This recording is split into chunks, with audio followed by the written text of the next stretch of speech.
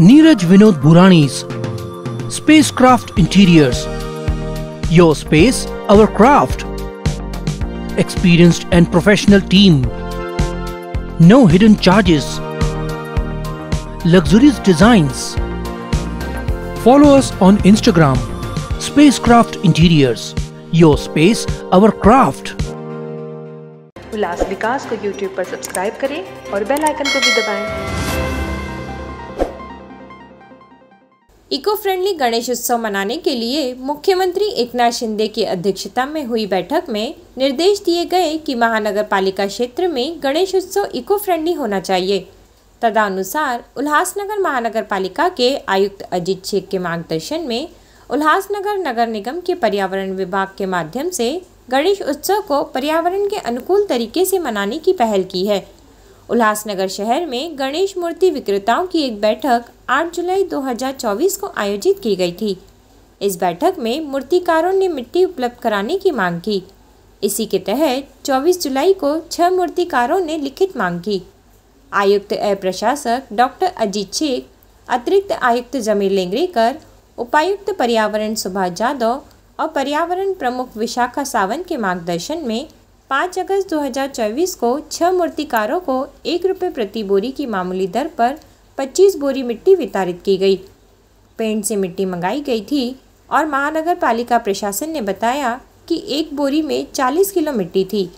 इस पहल के माध्यम से उल्लासनगर महानगर पालिका में 150 बोरी मिट्टी वितरित की गई है।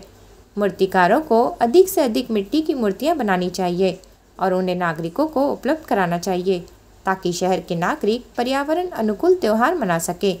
साथ ही अपर आयुक्त जमीर लेंगरेकर ने अपील की है कि मिट्टी की मांग होने पर अन्य मूर्तिकारों को भी मिट्टी उपलब्ध कराई जाएगी।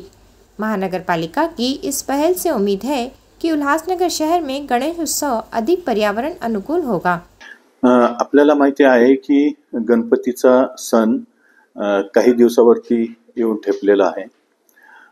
त्यानंतर इतरही महत्त्वाचे सण आपल्या शहरामध्ये साजरे होतात।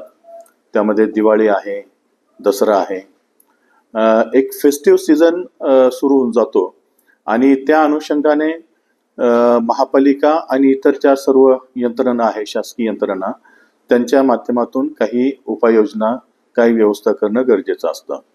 त्यासाठीची आपण एक समिती बनवलेली आहे आयुक्तांच्या अध्यक्षतेखाली। त्या समितीची आज मी बैठक घेतलेली आहे। या समितीमध्ये काही एनजीओचे पदाधिकारी आहे, विविध डिपार्टमेंटचे अधिकारी आहे, जसे पोलीस डिपार्टमेंटचे आहे, तहसील डिपार्टमेंटचे आहे, महापालिकेचे आहे।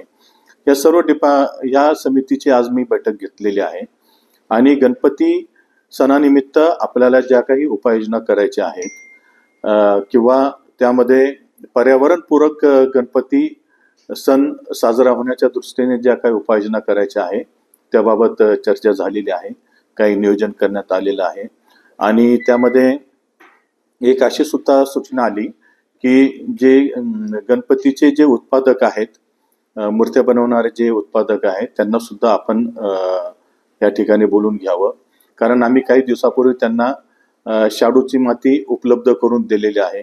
त्यांना आवाहन केलेलं आहे, विनंती केलेली आहे की आपण शाडूचं मातीचे गणपती बनवावे, ज्यामुळं पर्यावरणासाठी एक पूरक अशी सिच्युएशन तयार होऊ शकेल। तर त्या अनुषंगाने आम्ही त्यांना आवाहन केलेलं आहे आणि ह्या समितीची एक बैठक मी ह्या सर्व उत्पादकांसोबत सुद्धा काही दिवसामध्ये घेणार आहे। हा एक मुद्दा होता।